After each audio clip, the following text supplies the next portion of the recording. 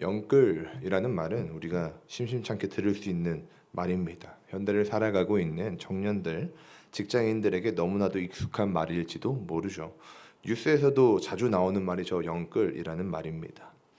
영끌이라는 말은 영혼까지 끌어모은다라는 말의 줄임말로 원래는 아주 작고 사소한 것까지 끌어모으는 것을 의미하는 말이었는데요.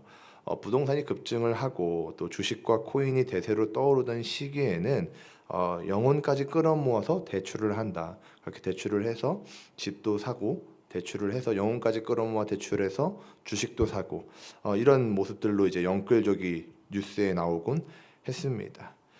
두어 달 전에도 이 고금리로 인해서 영끌족이 고통을 받는다는 뉴스를 보기도 했죠. 그러니까 이런 영끌이라는 말은 우리에게 굉장히 익숙하게 다가오는 말입니다. 이게 바로 세상이 땅을 얻기 위한 그들의 방법인 것이죠. 세상을 살아가는 백성들은 영끌로 땅을 얻습니다. 그러면 하나님의 백성인 우리는 어떻게 땅을 얻어야 하겠습니까? 어떻게 우리에게 주어진 땅을 지켜야 하겠습니까? 우리 또한 영끌로 땅을 얻어야 합니다. 물론 우리의 영끌은 조금 다르지만 말입니다. 오늘 말씀을 통해서 우리가 반응할 영끌이 무엇인지 같이 보기를 원하는데요. 본문 1절을 보니까요. 아도니세덱이 소식을 전해 듣는 것으로 본문이 시작되는 것을 볼 수 있습니다.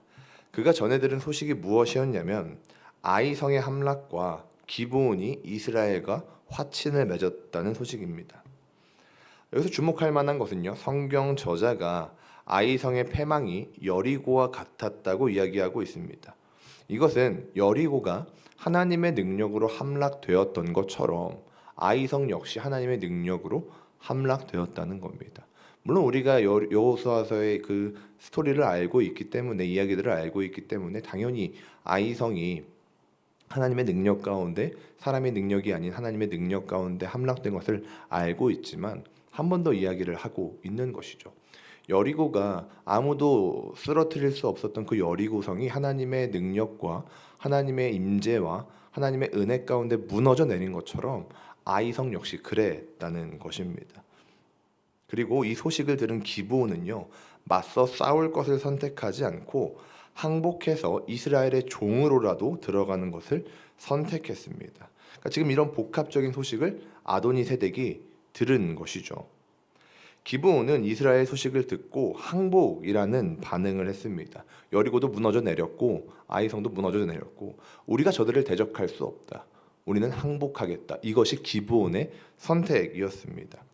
그러면 동일한 소식을 들은 아니 조금 더 발전된 소식이죠. 이 기브온은 두 성의 함락만 들었지만 아도니세덱은 기브온이 항복한 이야기 그리고 화친한 이야기까지 들었습니다. 그러면 더 발전된 소식을 들은 아도니세덱은 어떤 반응으로 나올까요? 우리가 본문을 보아서 알고 있지만 본문 2절부터 5절 보면 잘 나타나 있는데 아도니세덱은 항복하지 않습니다. 아도니세덱이 보여주는 첫 번째 반응은 두려워하는 것입니다. 크게 두려워했다 이렇게 성경은 증언하고 있습니다.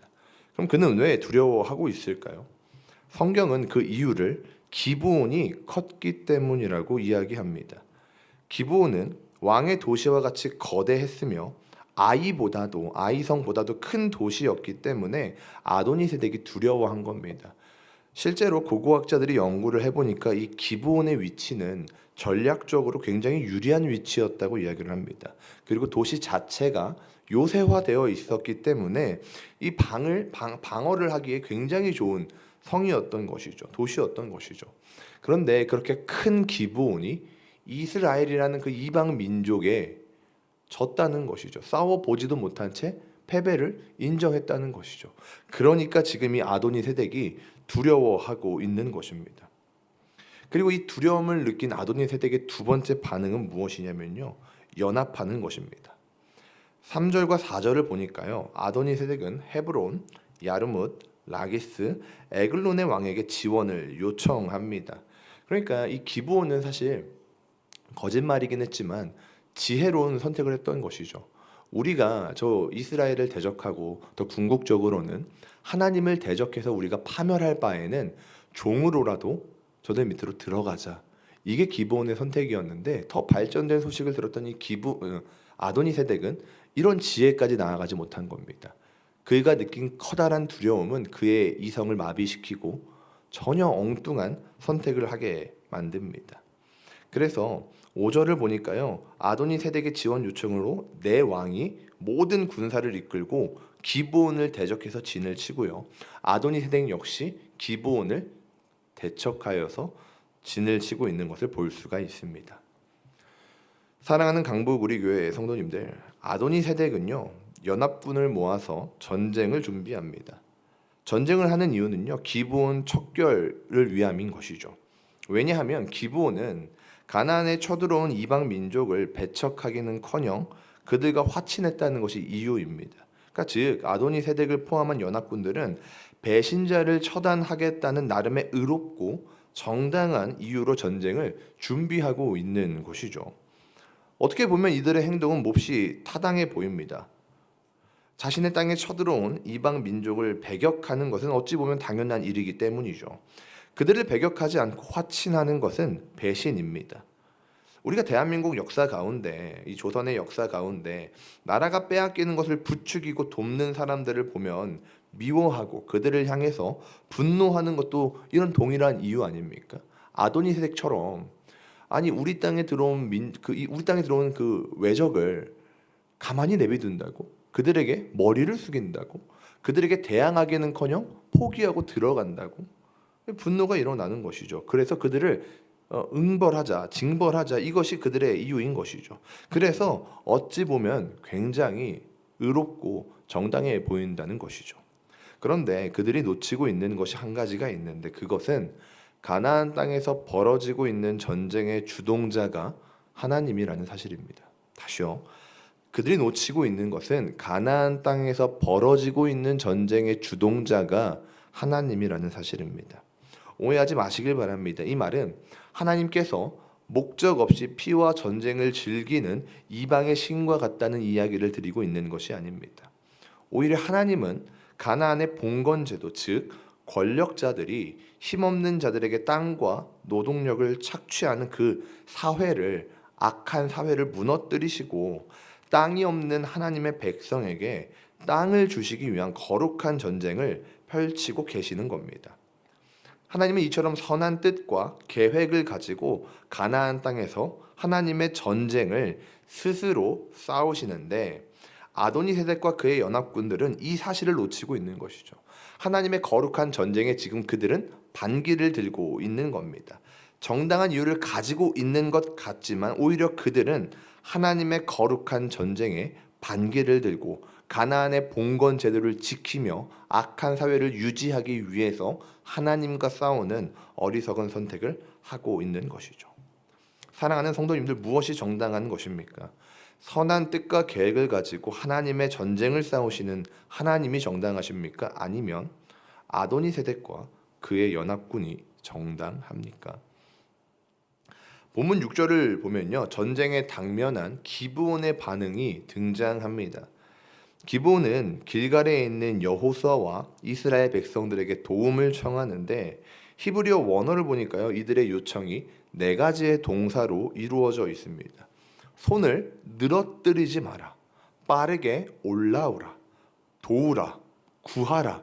이 네 가지의 동사로 이루어져 있는데 이 네 가지의 동사는 지금 이 기브온 백성들이 얼마나 두려워하고 있는지를 보여주고 있는 겁니다. 얼마나 긴급한 상황인지를 보여주고 있는 거죠. 그러니까 이 손을 땅바닥에 늘어뜨릴 새 없이 빠르게 올라와서 우리를 구해 주십시오. 이 요청이 지금 기브온의 요청인 것입니다. 그리고 이어서 7절에는요. 이들의 구원 요청을 들은 여호수아가 모든 군사와 용사를 동원해서 길갈로부터 출발하는 장면이 등장합니다. 여호수아는요. 모든 군사와 용사를 동원합니다. 그러니까 지금 이 모습은요. 앞으로 펼쳐질 이 전쟁이 얼마나 대규모의 전쟁이고 얼마나 긴박한 전쟁인지를 보여주고 있는 겁니다. 기브온은 커다란 전쟁 앞에 두려워하고 있고요. 이스라엘은 여호수아의 주도 아래에 모든 용사와 군사가 동원되어서 전쟁을 펼치기 위해 달려가고 있는 것이죠. 이어서 본문 8절부터 14절은요. 이 대규모의 전쟁이 어떻게 진행이 되고 어떤 결과를 맺게 되는지를 우리에게 보여주고 있습니다. 먼저 8절을 같이 보면요. 8절을 보니까 전쟁에 앞서서 하나님은 여호수아를 격려하고 있음을 보게 됩니다. 하나님은 여호수아에게 두려워하지 말라라고 이야기를 하고 계십니다. 이 명령은 마치 이제 막 모세로부터 그 리더와 그 지도자의 리더십을 이양받고 이스라엘 백성들을 이끌어 가기 위해서 가나안 땅 앞에 서 있을 때 하나님이 여호수아에게 하셨던 말과 동일한 말씀이신 거죠. 두려워하지 말라. 정확한 이유는 알 수 없지만 지금 여호수아는 이 전쟁에 앞서서 두려워하고 있었던 것 같습니다. 규모 때문인지 아니면 다른 무언가 때문인지는 모르지만 적어도 지금 여호수아는 전쟁을 두려워하고 있는 것이죠. 그래서 하나님께서는 이 두려움을 해소시켜 주시는 것입니다. 그러면서 두려워하지 말라 이렇게 고백하고 말씀하고 계시는 것이죠. 그렇다면 여호수아가 두려워하지 않아도 되는 이유가 무엇입니까? 그것은 하나님이 대적을 여호수아의 손에 넘기셨고 아모리 왕들과 그의 군사들을 여호수아 앞에 설 수 없게 하도록 하실 것이라고 예언하시기 때문입니다. 손에 넘기셨다는 이 표현은요, 여리고 전쟁과 아이 전쟁에도 등장하는 동일한 표현입니다. 하나님께서 여리고성을 승리로 이끌어 가실 때 쓰였던 방식이고요. 그리고 아이 성도 한 번의 패배 후에 다시 하나님께서 이 전쟁을 허락하셨을 때 쓰였던 표현이 바로 이 표현입니다. 여호와께서 그의 손에 넘기셨다. 지금 이 대규모의 전쟁 역시 하나님께서 손에 넘기셨다라고 표현을 하고 계십니다. 그렇기 때문에 여호수아는 두려워할 필요가 없는 것이죠. 왜죠? 하나님이 이 전쟁을 싸우실 것이고 하나님이 싸우신다면 이 전쟁의 규모가 얼마든지 하나님은 이기실 것이기 때문입니다. 그리고 본문 9절을 보니까요. 하나님의 보장을 받은 승리의 보장을 받은 여호수아와 이스라엘이 밤새도록 올라가 갑자기 전쟁을 시작하는 모습을 볼 수 있습니다. 그래서 여호수아 10장 9절을 보면요. 이 갑자기라는 표현이 굉장히 생뚱맞게 느껴집니다. 여호수아는 갑자기 전쟁을 시작하죠. 그래서 이 갑자기라는 단어가 히브리어 원어로 피트홈이라는 단어인데요. 이 피트홈이라는 단어는요. 구약에서 총 25번 사용되어지고 있습니다. 그런데 이 피트홈이라는 이 동사, 이 부사가요. 언제 쓰이냐면요. 대부분 거의 모든 부분에서 하나님과 관련해서 쓰여지고 있습니다. 그리고 특별히 이 피트홈이라는 단어가 쓰일 때에는 하나님의 두려운 심판 앞에 이 피트홈이라는 부사가 쓰여지고 있습니다. 그런데 여호수아서에는요. 특이하게 2번 피트홈이라는 단어가 등장하는데 2번 다 사람 앞에 쓰여지고 있습니다. 제가 이 말씀을 지금 왜 드리고 있는 거냐면요. 이 갑자기라는 단어가 의미 없이 쓰이는 것이 아니라 지금 2번 모두 전쟁을 기습하는 장면에서 이 단어가 쓰이는데 이게 무엇을 의미하냐면요. 이 정복 전쟁이 땅을 선물하시는 하나님의 거룩한 전쟁임을 기억할 때 이 가나안에서 이루어지는 그 모든 전쟁이 여호수아 이 본문 안에서 이루어지는 모든 전쟁이 하나님의 전쟁임을 기억할 때 여호수아와 이스라엘이 기습하는 이 사건은 단순히 사람의 전술이 아니라 하나님의 심판의 도구로서 이스라엘 백성들을 사용하고 계신다는 것을 보여주기 때문입니다. 다시요, 이 갑자기라는 단어, 이 피톰이라는 단어는 대부분 하나님의 심판 앞에 쓰이는데 여호수아서에만 사람 앞에 2번 쓰인다는 겁니다. 그리고 그렇게 쓰여지는 이유는 이 여호수아에 일어나는 모든 전쟁은 하나님의 전쟁이고 의미 없는 전쟁이 아니라 악한 자들을 심판하는, 레위기에서 보면은 가나안에 살고 있는 족속들이 쫓겨나는 이유가 그들의 죄악 때문이라고 이야기를 하고 있거든요. 땅이 그들을 토해낸다고 이야기를 하고 있는데 그 땅이 토해내는 그 악인들을 심판하는 하나님의 도구가 어디 있냐면 바로 이스라엘 백성이라는 것이죠. 그렇게 이스라엘을 도구 삼아서 하나님은 악인을 처단하시고 땅이 없는 이스라엘 백성들에게 그 땅을 선물하고 계시는 것이죠. 그래서 이 전쟁의 시작부터 하나님이 이스라엘을 통해서 직접 싸우고 계신다는 것이 이 진행될수록 더욱더 명확해지는 것을 우리는 볼 수가 있습니다. 이어서 이 10절을 히브리어로 보면요. 하나님은 적들을 이스라엘 앞에서 혼란스럽게 하시며 적들을 패하게 하셨다. 이렇게 성경은 이야기하고 있습니다. 이어서 11절을 보면 하늘로부터 우박이 내려서 적들을 섬멸하게 되는데 이 우박의 죽은 숫자가 이스라엘 자손의 칼에 죽은 숫자보다 많았다고 성경은 이야기하고 있습니다. 이스라엘은요, 저희가 아까 보았지만 7절에서 보았지만 이스라엘은요, 이 전쟁에 모든 군사가 동원이 됐습니다. 모든 용사가 동원이 되었죠. 그런데요, 전쟁의 승리는 그들의 군사력에 있지 않습니다. 모든 군사가 투입되었고 모든 용사가 투입되었지만 그들의 칼에 죽은 숫자보다 이 하나님의 심판 가운데 그 우박에 죽은 숫자가 훨씬 많았다고 성경은 증언하고 있는 것이죠. 또한 12절과 13절을 보니까요, 하나님은 여호수아의 목소리를 들으심으로 이스라엘이 대적에게 원수를 갚기까지 태양과 달을 멈추시는 이 초월적인 능력을 행하셨다고 성경은 증언합니다. 우리는 이 장면을 통해서 하나님께서 자연까지 다스리시며 여호와의 전쟁을 스스로 싸우고 계시다는 것을 깨달을 수 있습니다. 이처럼 하나님은 전쟁의 승리를 예언하시면 물론이고요, 내가 너에게 승리를 줄 것이니 두려워 말라라고 예언하시면 물론이고요, 전쟁의 시작부터 전쟁이 마무리되는 그 순간까지 하나님은 이 하나님의 전쟁을 주동적으로 싸워 나가십니다. 이스라엘을 도구 삼아서 갑자기 그 심판을 이 가나안 백성들에게 내리시고요, 초자연적인 일들을 통하여서 그 하나님의 싸움을 더 극대화시켜 가시는 것이죠. 사랑하는 성도님들, 여호수아는 땅이 없는 백성에게 땅을 선물하시는 하나님의 놀라운 이야기가 담겨져 있습니다. 하나님은요 죄송합니다.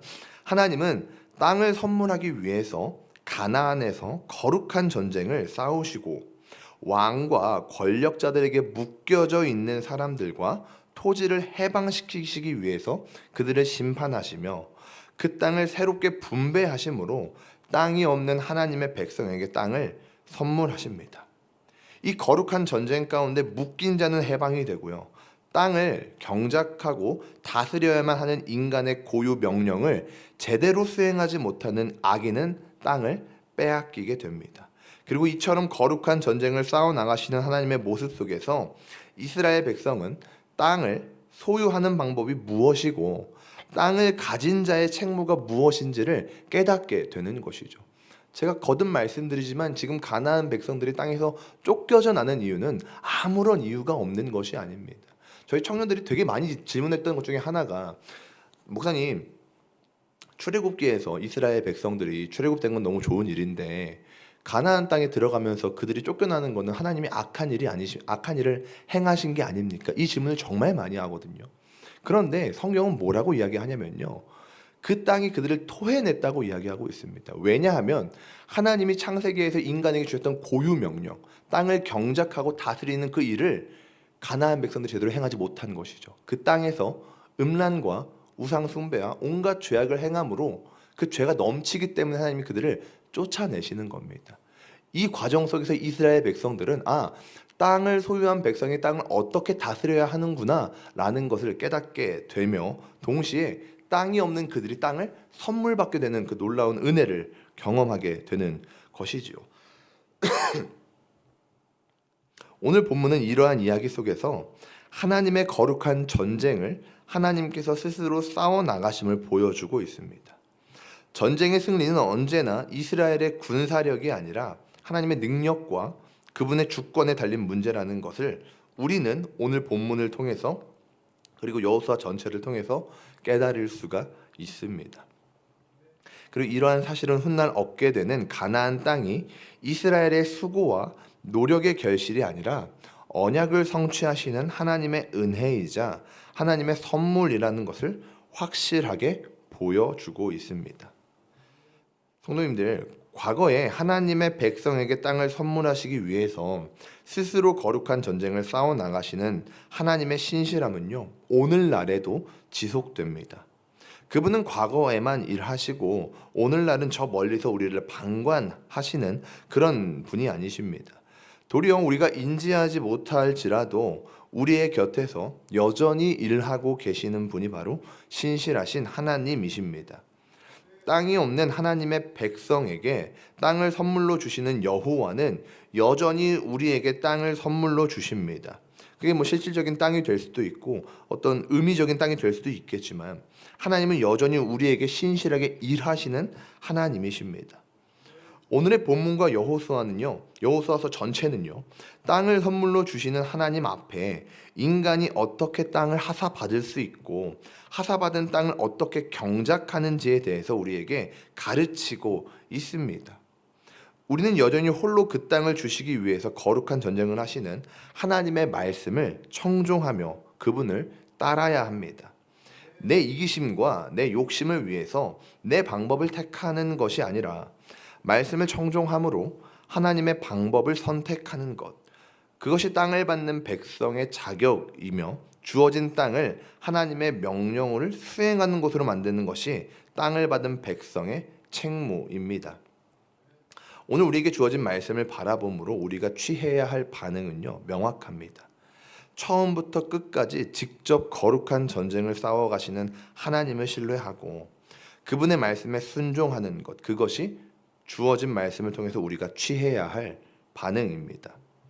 사랑하는 성도님들, 땅을 얻기 위한 우리의 반응은 영끌입니다. 물론 우리의 영끌은 영혼까지 끌어모아서 대출하는 것이 아닙니다. 우리의 영끌은 우리의 영혼을 하나님 앞에 끌어다가 순종하는 것입니다. 어디서요? 하나님이 우리를 보내신 모든 자리에서요. 말씀을 맺으려 합니다. 거듭해서 말씀드리고 있지만 오늘 본문은 땅을 선물하시기 위해 처음부터 마지막까지 사람을 통해서 직접 싸우시는 하나님의 신실하심과 선하심에 대해서 이야기하고 있습니다. 하나님은 당신의 백성에게 땅을 분배하시며 하나님의 명령을 올바르게 수행하지 않는 악인들에게 땅을 빼앗으십니다. 이 놀라운 사실은 오늘날을 살아가는 하나님의 백성들에게 어떠한 삶의 모습으로 살아가야 하는지를 가르쳐주고 있습니다. 여기 모인 모든 하나님의 백성들이 지금도 여전히 당신의 백성을 위해서 거룩한 전쟁을 싸우시는 하나님 앞에서 살아가고 있습니다. 우리에겐 각자의 땅이 있죠.